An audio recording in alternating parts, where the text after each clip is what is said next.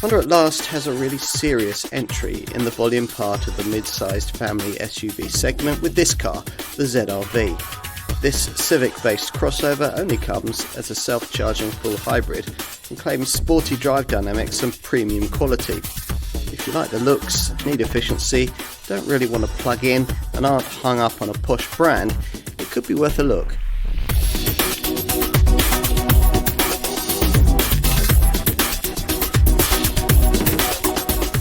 It's about time that Honda had a properly market-focused C-segment Qashqai class family SUV. And this is it, the ZR-V. Original turn-of-the-century versions of the company's CR-V were targeted in that way, but later CR-Vs were sized and targeted at the upper mid-sized crossover class above. And the latest 6th generation design in the CR-V model line has been pushed even further up market. But that's left space in the range for a Civic-based SUV to slot in above the brand's compact HR-V. Hence the new ZR-V nameplate introduced here in the middle of 2023. So, a new badge, but for quite a large proportion of customers for this car, this ZR-V will simply be a CR-V by another name and will act as a replacement for the old 5th generation CR-V hybrid model that they might previously have owned. The company, though, needs to target buyers outside the brand, which is why with this car, we're promised drive dynamics on a completely different level to anything that Honda's offered in this segment before. Now, it says a great deal that the promotional driving videos here aren't of impossibly trendy young 30-something families, but instead feature F1 champion Max Verstappen enjoying himself around twisty Mexican roads. Those kinds of aspirations will only work if Honda's been able to fine-tune its fiendishly sophisticated eHEV self-charging hybrid drive system, the only powertrain on offer with this car, which is exactly what the company did for the Civic eHEV family hatchback this design is largely based on. And that's a model we tried and enjoyed not too long ago. Translating those drive dynamics into a heavier, taller SUV will be a challenge, but Honda's never been a company to shirk from a challenge, developing this car as a more engaging choice in the segment, although, as we'll discover, there's a price to be paid for that. This car is called the HR-V in the US, but it's quite a lot bigger than the Super Mini-based HR-V model that we know here. Honda says it wants to target younger family customers, folk who will approve of the ZR-V's role in the company's ambitious electrification strategy, which aims to see the brand become completely carbon neutral by 2050. But what can it offer in its fiercely competitive segment in the here and now? Well, you'll need the industry's most comprehensive review, the car and driving road test, of course, to find that out.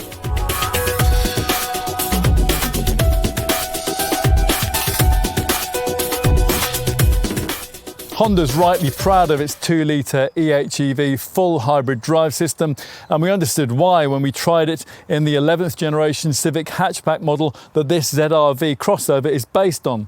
As there, what you're being offered here is an EV, which isn't really an EV.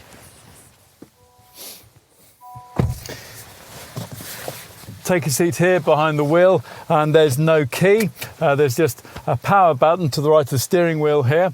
Press this and the virtual dials on the instrument binnacle perform a few perambulations, and an EV symbol appears at the bottom of the left-hand gauge, slightly incongruously because in most cases the engine then cuts in fairly promptly. So exactly what do we have here?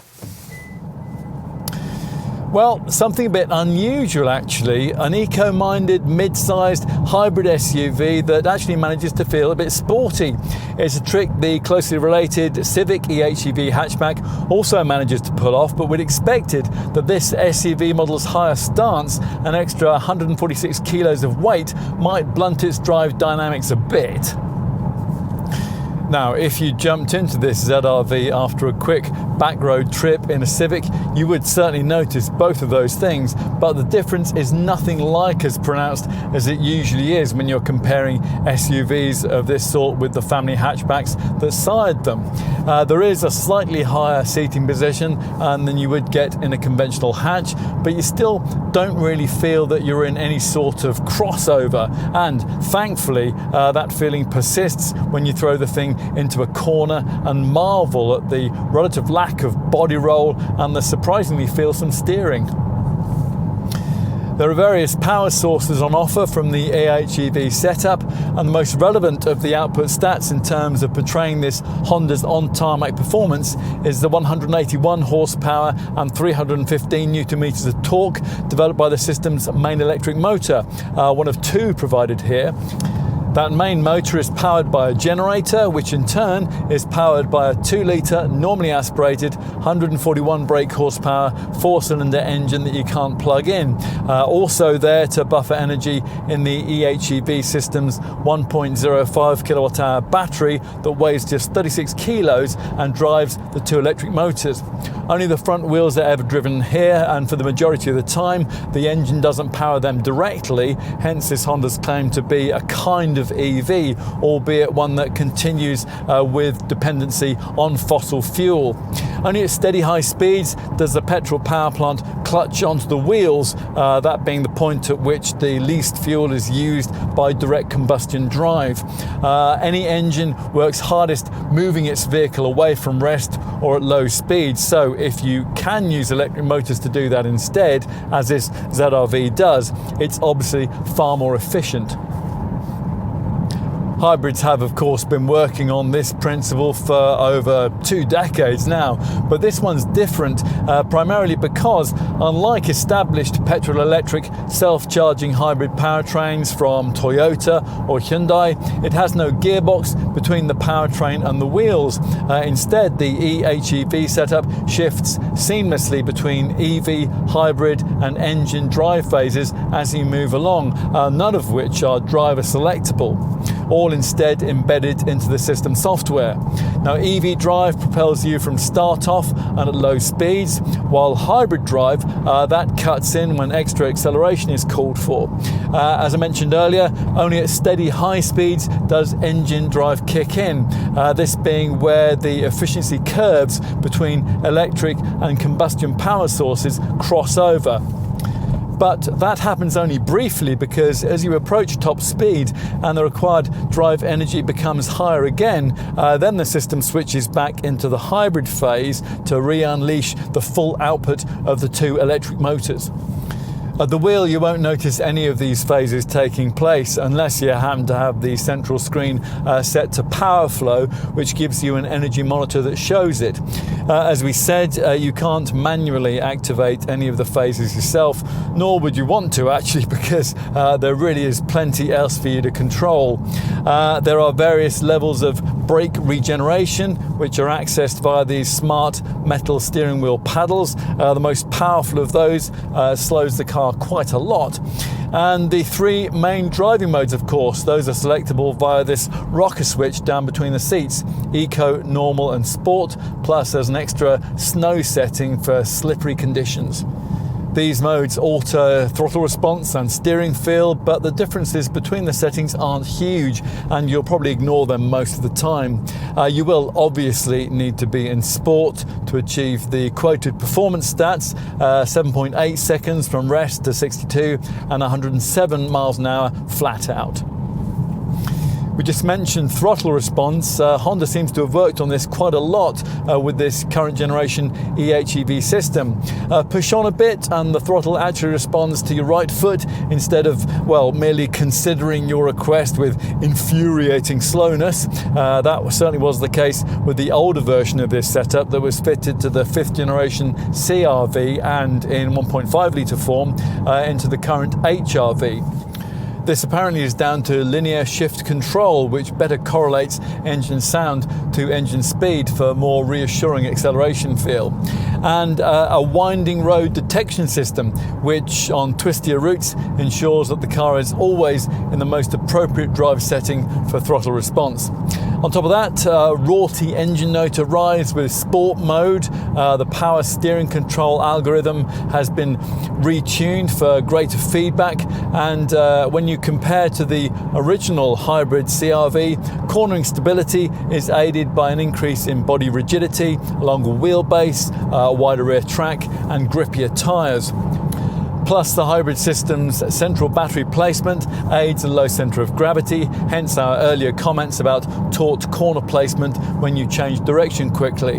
Honda's also worked to improve its agile handling assist torque vectoring system, which provides for greater traction through the bends, transferring torque to the wheel that's best placed to use it. Now, this setup uses selective wheel braking. Actual brake pedal use, as usual in a hybrid, is a combination of regenerative braking for the first few inches of pedal travel before friction braking takes over. Now here the combination works pretty well.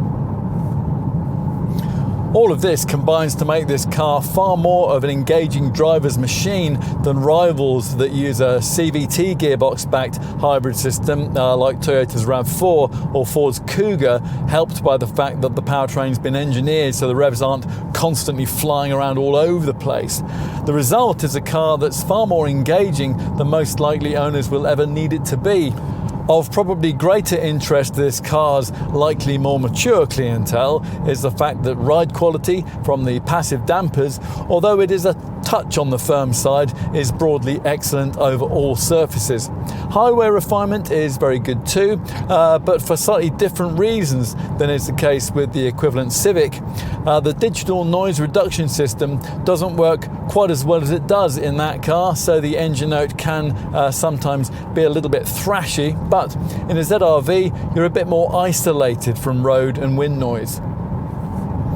An intuitive adaptive cruise control system is another thing that helps take the strain out of long highway trips, and the car can also control itself at urban speeds too, because traffic jam assist technology has been built in as standard. Predictably, it's in town really that this ZR-V feels most like a fully electric car, because in a lot of the ways that really matter, that's what it is. Predictably, it'll be much less comfortable venturing off a paved surface, and that's primarily because of the extreme lack of ground clearance. This is just 130 millimeters with a full load of passengers on board. Still, the snow drive setting will be useful to have in a cold, wintry snap.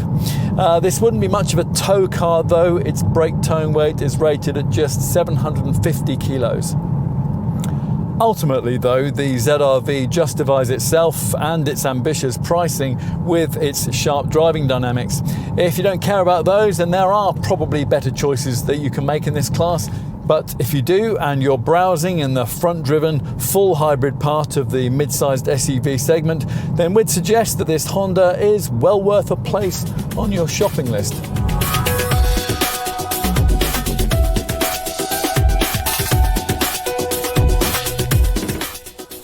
It's to Honda's credit that the ZR-V looks like a bespoke design rather than a Civic on steroids, although that is essentially what it is. With a length of 4,568 millimeters and a width of 1,840 mils, it's similar to that family hatch, but it's well clear of the brand's smaller HR-V crossover.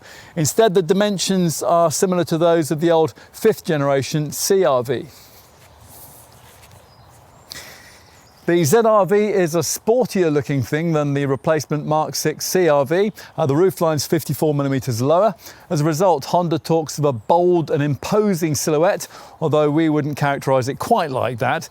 There's nothing really here we haven't seen before with an SUV of this size, with black plastic-clad lower sills which extend into double arches, housing 18-inch wheels across the range. The rims get a matte Berliner black finish on this mid-level sport model. A pronounced central swage line emphasises those arches. The rear C-pillars are narrow, and the smart door handle design removes the need for parting lines between the handle and the lock. The look you get at the front below the blue ringed Honda badge depends on the trim level you selected. The elegance and advanced grades get a gloss black grille with vertical bars and a bumper with vertical air curtain slots. The sport model though, this one, features its own honeycomb trimmed grille and also gets its own bumper design too, with gloss black cladding around the air curtain inlet area. Either way, feature lines flow out of the grille and they're flanked by these slimline LED headlamps, and they extend on up into the weight-saving bonnet. The rear is quite smart too, with a detail line running across the car to add definition and width, something further emphasised by these slimline horizontal LED rear light clusters, which have a distinctively illuminating nighttime signature. Avoid base trim and you'll get this dual exit exhaust here, finished with highly polished chrome surrounds and a gunmetal finished central undercladding element, which is supposed to add further depth and definition to the rear of the car. A black shark fin roof antenna adds a finishing touch. It really is much more recognisable as a Civic-derived model inside. The ZR-V adopts that car's horizontal interior design language with features like a hidden air vent spanning the width of the cabin. But there's a more open approach to the fascia architecture. It sheds the Civic's high centre console in favour of a split level one, and it adopts a taller driving position too to suit the crossover body. As usual on a Honda, the quality is a curious mix between premium and practical. The switchgear is weighty, the leather on the door cards seems expensive, and the centre screen is strongly mounted. Plus, if you want a bit of brand trivia, we'll mention that metal steering wheel paddles feature for the first time on a Honda since the iconic NSX sports car. But just as you're about to classify this interior as premium, you come across the cheap plastics on the switch panel above your right knee. You find screen graphics that look a bit Amstrad, or discover that there's too much play in the steering column stalks and the lower centre console mountings. If Honda could just poach a top European prestige brand cabin designer and give them free rein, then the showroom appeal of these cars would improve immediately. Cabin design isn't just about perceived quality though, it's about actual build integrity. And as usual with Honda, this one is screwed together really well. Much better than, say, a Peugeot 3008, or in fact any other mainstream brand model in this segment, come to that. That's obvious immediately from the way that the door thunks shut. Nor do you have to put up with silly design flourishes which irritate in everyday use, like awkward haptic switches or silly climate bars, or functions you have to search through sub-screen menus to operate the climate for. Honda's properly separated these out, providing 3 knurled buttons for temperature and fan speed. This centre console is quite an elaborately designed thing, isn't it? The reason it's been able to be like that is, unlike the console in the Civic, this one doesn't have to be designed with space reserved for the manual gear shift linkage which Honda offers with that family hatch in some other markets. The ZR-V will only ever be sold as an auto, so there can be useful storage underneath this top linking panel, which houses the drive mode and handbrake buttons and sits just behind the chunky shift-by-wire gear selector buttons further up. These have unique shapes and movements to make them intuitive for the driver to use without having to take their eyes off the road. The screens, though, are just as you'll find in a Civic, starting with the digital instrument cluster that you view through this 3-spoke steering wheel with its gloss black accents. It'll usually be 7 inches in size as here, but at the top of the range, Honda will upgrade you to a larger 10.2-inch version of that display. The brand calls this screen configurable, but there's no selection of display formats, nor can you have full-width GPS mapping. Instead, flanked by a battery charge readout on the left and a fuel readout on the right, this display offers a left-hand power meter and a right-hand speedometer. These 2 main virtual dials separated by a drive assist display with a digital speedo just above. Along the base of the screen there are temperature, gear selection, drive mode and odometer readouts, and the centre of the 2 dials can feature further information for audio on the left and trip computer data on the right. A so-called jogger dial on the left-hand side of the steering wheel controls the infotainment status display, and that allows users to select audio, phone or setting functionalities, while the right side jogger dial controls the vehicle and driving assistance functions. Now, you won't be looking at this instrument binnacle much with top advanced spec because there you get a head-up display. Infotainment is taken care of by this freestanding 9-inch Honda Connect central screen. It's a big step forward from previous generation central Honda monitors, but its graphics still look a bit outdated and it's very slightly angled away from the driver. That's something that the brand unaccountably hasn't bothered to change from left-hand drive markets. There's not much else to criticise here though. The display features cutting edge stuff like over-the-air updates and 3D urban modelling as part of its built-in navigation system. There's also a shortcut area that registers up to 6 apps to avoid excessive menu navigation, while physical buttons and dials are retained for home, back and volume for ease of use. As you'd expect, there's Apple CarPlay and Android Auto smartphone mirroring, although only the Apple system is of the wireless kind. There's a decent quality 8-speaker audio system on the top model that's upgraded to a 12-speaker Bose center point setup, which claims to offer concert hall quality of sound. All versions of this display get what Honda claims is an intuitive voice command system, the Honda Personal Assistant, which can respond to multiple commands. For example, OK Honda, find me an Indian restaurant with Wi-Fi and free parking. Enough on screens. What else might you need to know here? We mentioned the taller seating position earlier on. It's actually not that much higher than a Civic, and it's certainly not as upright as you might expect for an SUV. Honda hopes that that'll make the car feel sportier for some folk, but if you're looking for an SUV that sits you with a view over the hedgerows, then this one isn't it. We think you'll like the seats though, with their strange indentations. They'll grip you quite tightly, and they're fashioned from a special body stabilizing structure which offers extra lumbar support and pelvis support, and they incorporate a thick suspension mat with a wire and resin molded structure. Now this is ergonomically designed to help reduce fatigue on long journeys. It is a pity though that adjustable lumbar support isn't included.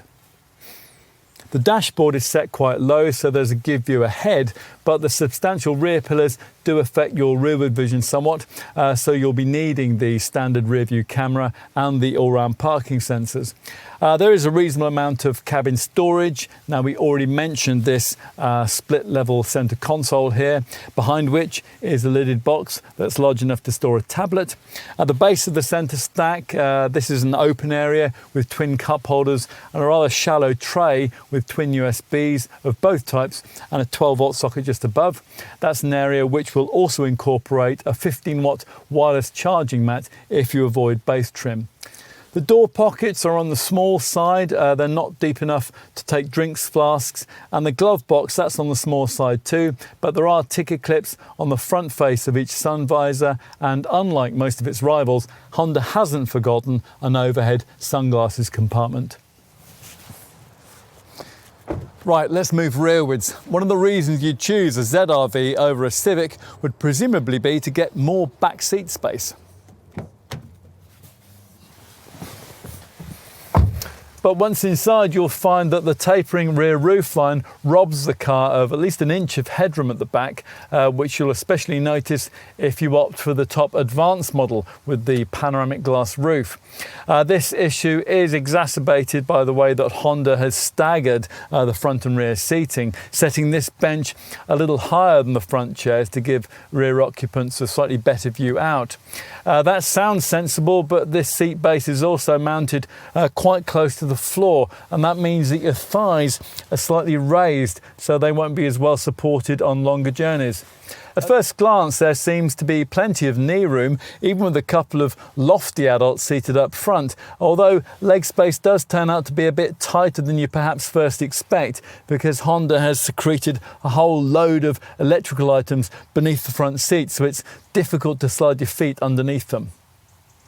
Now, because this ZR-V uses a multi-link axle rather than the more compact twist beam setup of the smaller HR-V, that means the fuel tank has to go under this rear bench, which in turn makes it impossible for Honda to offer the clever magic seat system that you do get on the smaller HR-V crossover, which allows the base of the rear bench to lift up cinema seat style for the carriage of taller items. It doesn't slide either.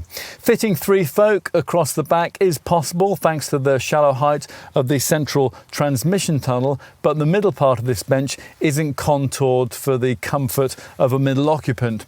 When there are only 2 of you, you'll be able to use this central armrest here with its incorporated twin cup holders. Avoid base trim and you'll get these twin illuminated USB-C ports.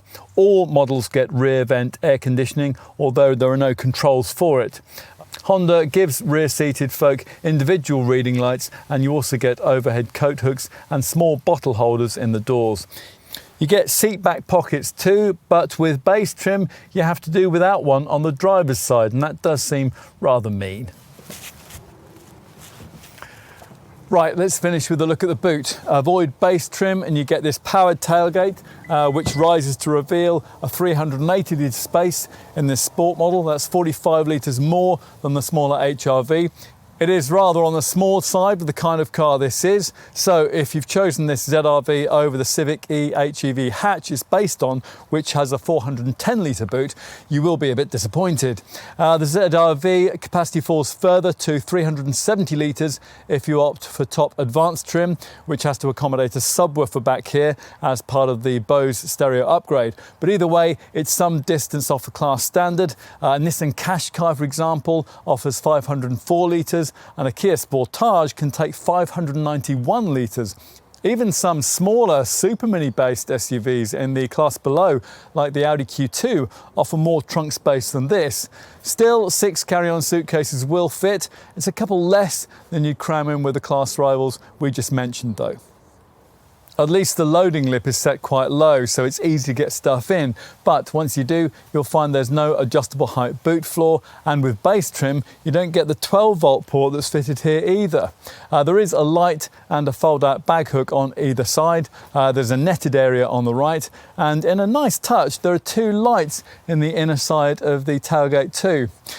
There's 10 litres of extra space just beneath the floor here, although that's not enough to allow for the provision of any sort of spare wheel, of course. The absence of that is something that we always disapprove of with anything that purports to be an SUV. We had also hoped for a flexible 40-20-40 seat back split so that longer items like skis could be slid in between a couple of rear-seated folk without having to go on the roof. You get that with a Kia Sportage or a Hyundai Tucson in this class, or failing that, a ski hatch would achieve the same result. Neither feature appears here. There's just a 60-40 split, and that isn't activated by the cargo sidewall mounted catches that you would get in some competitors. So in order to flatten this rear seat, you'll have to go around to the side doors and activate the catches on top of the backrest. With the back seat folded, there's 1,312 litres of space on elegance and sport models, or 876 litres if you load to the window line. With the top advanced variant, the figures are 1,291 litres and 866 litres respectively.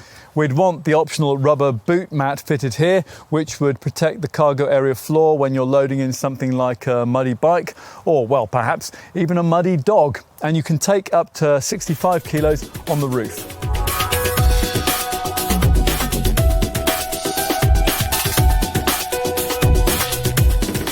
Expect your ZR-V eHEV hybrid to start from around £40,000, and you won't be too far out. That base figure, applicable at the time of this test in autumn 2023, gets you entry-level elegance trim.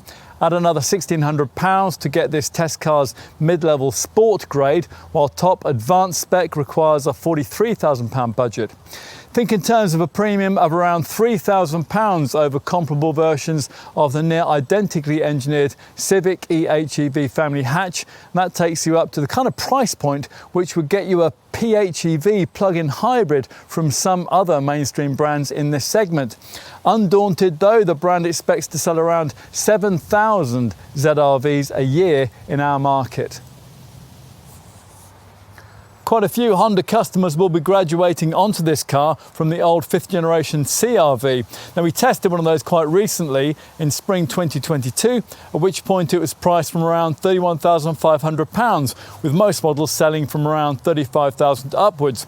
Now, that's quite a price hike to ZR-V ownership, but not as much as will be required for a previous owner of a 5th generation CR-V to upgrade themselves into the replacement 6th generation CR-V. As we filmed, one of those was pitched right up at £46,000. As you'll already know if you viewed our driving section, Honda isn't offering this car with all-wheel drive. You'll need the pricey PHEV version of the new CR-V for that. And talking of PHEV tech, Honda isn't offering that to ZR-V customers either, or a diesel, in case you were wondering, although given the current anti-diesel zeitgeist, you probably weren't wondering about that. So it's a petrol hybrid or nothing. Now, it's a proper full hybrid, we should point out, rather than the kind of far less effective mild hybrid unit that some other brands offer in this segment. As you expect these days, it only comes with automatic transmission. Now, you'll be needing to know how the prices that Honda wants here stack up against the segment competition, and perhaps who that segment competition is. For the sake of brevity here, we're going to stick with mainstream brands for our comparisons. Now, if you wanted an SUV from a premium maker for this kind of money, then you'd really have to get a significantly smaller car, and it probably wouldn't come with a full hybrid engine that's capable of running for short periods on full electric power. A number of mainstream brands in this class can't offer proper full hybrid power of that sort either. Mild hybrid engines, which can't ever properly run full electrically, don't really count, which is why we wouldn't see cars like the Volkswagen Tiguan, the Mazda CX-5 or the Jeep Compass as direct competitors to this Honda, although those manufacturers do bandy the word hybrid liberally about in their sales literature, and in the case of the VW and the Jeep, offer the kind of pricey plug-in hybrid system which isn't our focus here. As we filmed, neither the Seat Ateca or the Vauxhall Grandland were able to offer a full hybrid power option either, and they are both slightly smaller SUVs. When you start to look at the collection of mainstream brand full hybrid SUV models which are directly comparable to a ZR-V, the only one which is priced up at the £40,000 level of this Honda is the front-driven hybrid version of Ford's Kuga. Click back to an outlay of around £36,000, and at the time of this test, you'd find yourself able to afford the full hybrid versions of strong segment contenders like Toyota's RAV4, Kia Sportage and Hyundai's Tucson. And even that's perhaps a bit more than you need to pay. As we filmed, about £34,000 was enough to get you Nissan's clever Qashqai e-Power, which is substantially more frugal to run than this Honda, but puts out much the same kind of power. Now, if you don't mind compromising on power output a bit, then two even more affordable Stellantis group options open up, and they both use 136 horsepower hybrid engine. Hybrid 136 horsepower versions of Peugeot's 3008 priced from around £34,000, and Citroën C5 Aircross priced from just £31,000. Yes, with those two you would lose out to a ZR-V in traffic light start, but as well as the lower pricing, you get slightly more efficient running costs to compensate for that. It all means that if Honda is going to be able to salvage customer interest here, then it's going to have to do that with high residual values, which are promised, and also with generous equipment levels, which we're going to go on to talk about now. Across the ZR-V range, you get 18-inch alloy wheels, LED headlights with a high beam support system, auto headlamps and wipers, rear privacy glass, all-round parking sensors and adaptive cruise control.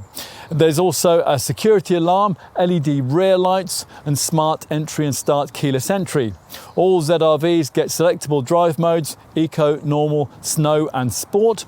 And there's also a really high standard of Honda Sensing Camera Safety Kit, which is fitted right across the lineup. Now we're going to brief you on that in a few minutes.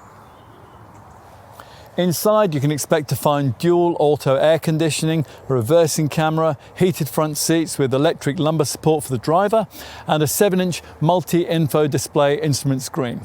Plus, there are metal paddles for control of regenerative braking and deceleration, along with rear vent air conditioning and an auto-dimming rear view mirror too. Now, you don't get any sort of spare wheel though. Infotainment connectivity is taken care of by a Honda Connect 9-inch touchscreen, which incorporates navigation, wireless Apple CarPlay and non-wireless Android Auto smartphone mirroring. There's live traffic information too, and an 8-speaker DAB audio system with front tweeters. Plus, you get over-the-air updates and an intuitive voice command system. The brand also includes the latest version of its Honda Plus smartphone app, which includes remote vehicle locking and unlocking, along with intelligent geofencing, which alerts an owner if the vehicle breaches a preset geofence zone. In addition, there's the ability to send journey information from the app onto the car's navigation system. So that's what you get with all ZR-V models, but what about the differences between the trim grades? Well, most customers will probably want to progress from base elegance trim, which will account for just 10% of sales, to this mid-range sport model, for which a 40% model mix share is expected. There are 3 key things you'll immediately notice with Sport Spec if you've looked at the base version. Firstly, that the pewter grey gun metallic wheel design of the elegance version is swapped out for this test car's matte Berliner black finish. Secondly, that the elegance model's gloss black grille with its vertical bars is changed for this sport variant's honeycomb trimmed grille and a unique bumper design. And thirdly, that inside the elegance model's melange fabric upholstery is swapped out for this sport derivative's synthetic leather and combi tufted fabric mix, detailed with embroidered accents and silver bolster detailing. Plus, with Sport Spec 2, a high-intensity sheen finish is added to the centre console and to the door cards. From this level in the range, you'll get a powered tailgate too, privacy glass, gloss black mirror caps, sports pedals, a 12-volt boot accessory socket, a driver's side rear seat back pocket, an exhaust pipe finisher, and a wireless charging mat. If you want to go further, then there's the top advanced model, which Honda expects to account for up to half of all ZR-Vs sold here, and which is set apart by a diamond cut Berliner black finish for the 18-inch alloy wheels and a panoramic glass roof. Inside, advanced trim gets you a larger 10.2-inch multi-info instrument display screen, a head-up display, a premium Bose 12-speaker audio system, a power adjustment for the front seats with 8-way adjustment for the driver. There's also a heated steering wheel, heated rear seats and upholstery in full leather, although to suit this car's eco remit it is still of the synthetic kind. At this level in the range, the LED headlights feature adaptive driving beams. These use the car's onboard camera to detect vehicles in front, and they automatically switch multiple LEDs on and off individually to provide clear visibility without blinding others. The system can also switch to high beam itself, making it easier for the driver to concentrate on the road. Added active cornering lights also help here too.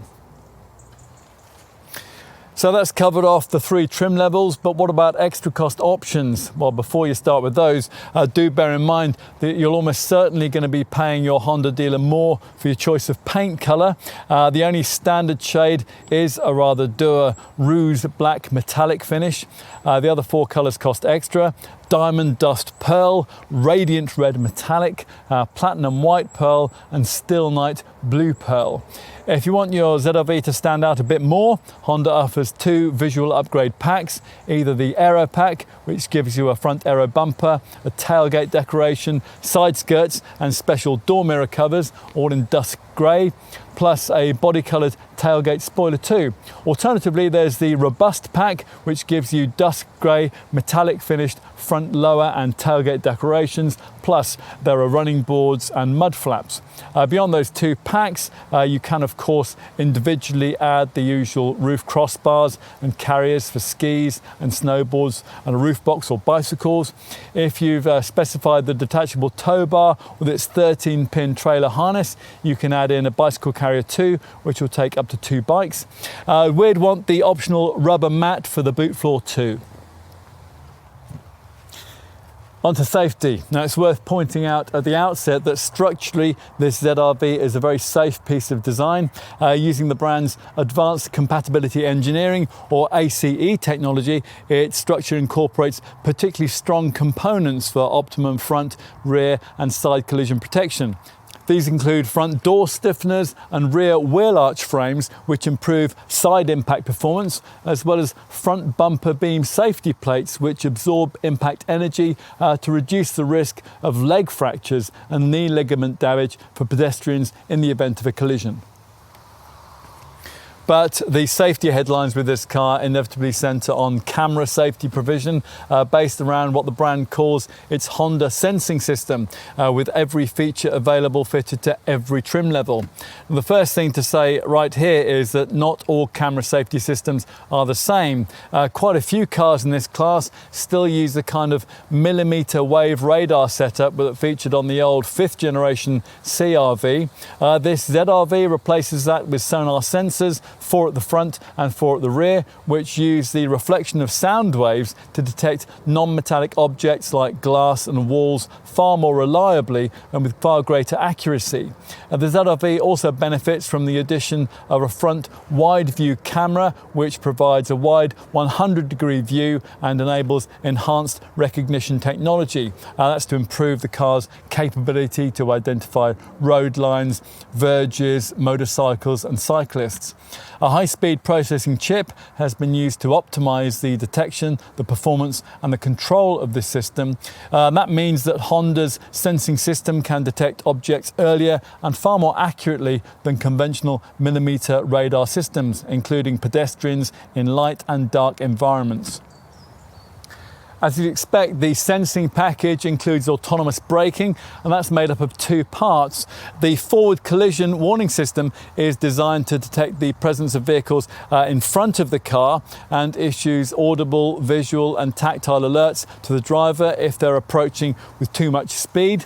If the driver fails to respond, then the collision mitigation braking system is triggered. This automatically applies light brake pressure to help to reduce the likelihood or severity of a frontal impact. If the updated system senses an imminent collision, it'll brake forcefully. There is also a cross-traffic monitor, which also benefits from the sonar sensors, and that enables the ZR-V to warn the driver sooner about cars approaching from either direction when you're reversing from a parking space or driveway. On the move, radar tech allows the ZR-V to scan each side of the vehicle from the front doors backward, helping to increase the range of the blind spot detection from 3 meters, as on the old Mark V CR-V, to here as much as 25 meters.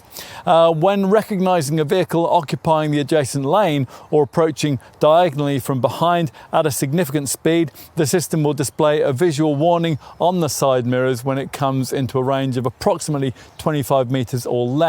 And that improves safety for drivers looking to switch lanes at high speeds. You'd expect to find the lane keeping assist system on a car of this price these days too. This one also recognises the curvature of corners to optimise the timing of turn in and turn out assistance and appropriately reduce the driver's workload through each turn. Assist correction is also featured, and that significantly improves centre traceability in cases of canted roads, crosswinds or pressure drop next to a truck. When the lane keeping assist system is disabled, road departure mitigation monitors vehicle lane position and issues visual and tactile alerts if the vehicle drifts into another detected lane without signalling. You can see from all this kind of technology that the lines between safety camera technology and autonomous driving tech are getting ever more blurred. Now, you wouldn't expect too much of the latter from a car at this price, but Honda has included traffic jam assist. Now, this reduces the driver's workload in low-speed congested traffic, and that's by helping to keep the vehicle in its lane, starting from rest upwards. When traffic congestion clears from around 37 miles an hour, this setup seamlessly switches into the lane keeping assist system. A perhaps more familiar piece of drive assist tech is found with the adaptive cruise control system, which, as we mentioned earlier, all ZR-Vs have. Honda has improved this setup from the one that was fitted to the old Mark V CR-V, so it can detect vehicles much earlier and more accurately than before, and that enables progressive acceleration and braking for a gradual and more human reaction. Now, when overtaking a car, the system works in conjunction with the indicator and with the steering operation to provide strong acceleration depending on the specific driving situation. When a slower vehicle leaves the lane ahead, the system gently accelerates back up to the speed that the adaptive cruise control has been set at. It also responds more quickly when changing into an open lane from behind a slower car and when a slower car moves out of the lane ahead. We should also tell you that all ZR-Vs include traffic sign recognition with or without an overspeed warning feature, which will alert you if you go over posted speed limits. This setup automatically recognises over 90% of road signs and displays them on the instrument binnacle screen behind the steering wheel. There's also a driver attention monitor. Now, this will detect driver drowsiness and then will alert you to stop for a restorative coffee. Preceding vehicle proximity warning detection, well, that will stop you getting too close to the vehicle in front. We did mention the auto high beam headlights earlier on, and there's also a deflation warning system for tyre pressure loss. Passive safety stuff is well covered too. A total of 11 airbags come as standard, including knee airbags for both the front seats to reduce occupant injury during front impact. Plus there are also side airbags for the rear seats. Also welcome is the inclusion of a front centre airbag to prevent a collision between the driver and the front passenger during a side impact. As you'd expect, if any of the bags deploy, your exact location will be sent to the rescue authorities via a built-in e-call system. It's all very reassuring. Now, this Japanese brand's bold ambition is to bring traffic collision fatalities involving Honda automobiles and motorcycles to zero by 2050. And you have to say that looking at what's provided here, they're going about it the right way.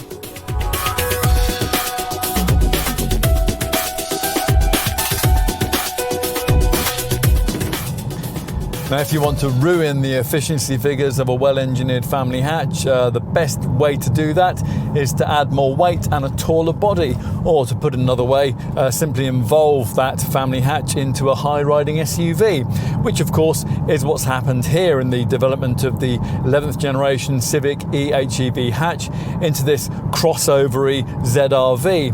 All that being the case, it's important to start with a frugal set of efficiency stats, as that Civic does on 18-inch wheels, necessary for a direct comparison here, of course. A Civic eHEV manages up to 56.5 mpg on the combined cycle and up to 113 grams per kilometre of CO2. For this ZR-V, those figures fall to 48.7 mpg and 130 grams per kilometre with base elegance trim. It's 131 grams per kilometre with this mid-range sport, or 132 grams per kilometre for top advanced spec. For comparison, let's tell you that the old Mark V CR-V hybrid model that this ZR-V effectively replaces manages 42.8 miles per gallon and up to 120 grams per kilometre in front-driven form.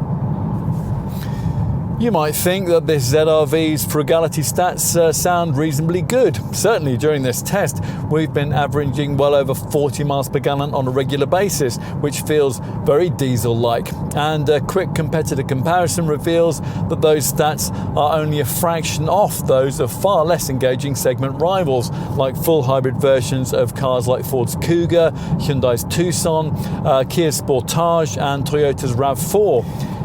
Even hybrid 136 versions of the Peugeot 3008 and the Citroën C5 Aircross with considerably less power and torque don't record efficiency stats that are hugely better.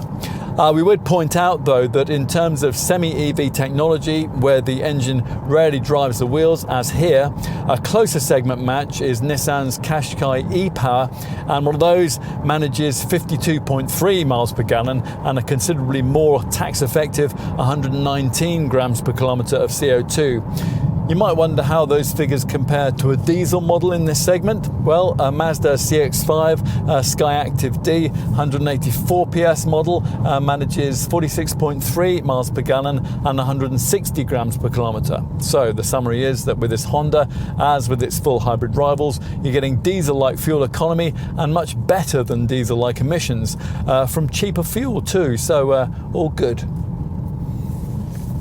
Provided, of course, that the claimed efficiency figures are actually delivered in the real world. Now, for that, you'll obviously need to do your bit as a driver, and that means regularly engaging the most frugal of the Ford Drive settings, Econ. You'll also need to maximize regenerative braking via the steering wheel paddles, and you'll have to keep an eye on the instrument binnacle's left-hand power meter. The car does its bit to help out too, contributing with a predictive eco assist system which optimizes the battery state of charge based on the road information and the traffic conditions of the selected route. And the central monitor has a selectable power flow option which has MPG and drive range meters flanking an energy monitor which shows you at any given time what's being powered by what. This ZR-V will feel a bit more frugal than its Civic showroom stablemate, even though it isn't, because the 57-litre fuel tank is 27 litres bigger, so the range between fill-ups will be significantly greater. The design of this car has certainly helped in the significant fuel economy improvement it enjoys over the Mark V CR-V predecessor. A lot of work's gone into reducing weight, for example, hence the aluminium bonnet and the lighter resin tailgate. Honda's also put in a lot of work to the 2-litre engine. Here, direct injection technology enables fuel to be injected into the power plant multiple times during the combustion phase, and that reduces emissions over a wide operating range. This in turn helps the ZR-V cope with a higher compression ratio, and that results in an industry-leading thermal efficiency of 41%. What else? Well, the inland revenue doesn't really recognise the benefits of clever full hybrid technology. This ZR-V's benefit in kind rating is 31%, and that might be a problem for Honda because much the same money is being asked here would get you a plug-in hybrid model in this segment, a Kia Sportage PHEV, for example, which is BIK rated at just 8%. More difficult news for potential owners to swallow comes with insurance groupings. They're quite a lot higher than the segment average. All ZR-Vs are rated at Group 35E. You'd be looking at Group 26 for a comparable Nissan Qashqai or Kia Sportage. At least residual values are a touch higher than the sector average. Independent experts are predicting that after 3 years and 36,000 miles of ownership, a ZR-V will hold on to 51% of its original value. The 3-year, 90,000 mile warranty is better than the package you get from many competitors, and you can extend it to 5 years at extra cost. You shouldn't really have to though, as the standard 5 and 7 year warranties that are offered by competing Hyundai and Kia models demonstrate. Toyota now offers up to 10 years of cover. Honda really does need to look at this. What else? Well, surface corrosion is covered for 3 years, exhaust corrosion for 5 years, chassis corrosion is covered for 10 years, and structural corrosion for 12 years. Servicing, that's once a year or every 12,500 miles, whichever comes around first. That is a bit on the frequent side, but the brand makes it possible to budget ahead for scheduled maintenance with a fixed price scheme called 5, and that covers servicing for a total of 5 years. It also adds an extra 2 years of maintenance, an extended warranty for that period, and roadside assistance breakdown cover should the unexpected happen. This can also be transferred to a new owner if you sell the car before the service plan has expired.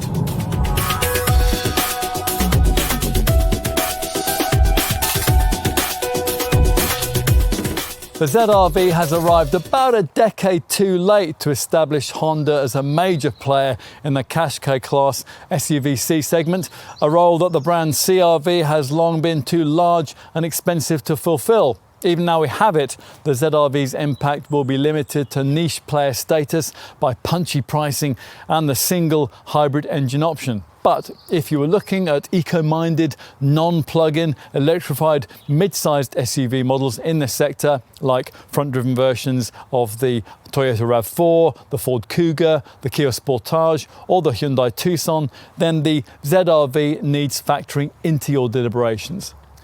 You're likely to find it sharper to drive and at the wheel more ergonomically pleasing than its rivals. It's based on eHEV engineering of enviable sophistication, and it's a Honda with Civic design genes going back half a century. So potentially then there's a lot to like, which is important because as well as that ambitious pricing, you're going to have to allow for a smaller boot than is common in the class. If, having accepted those caveats, you're still interested in what this Honda has to offer, then we think you'll enjoy one of these.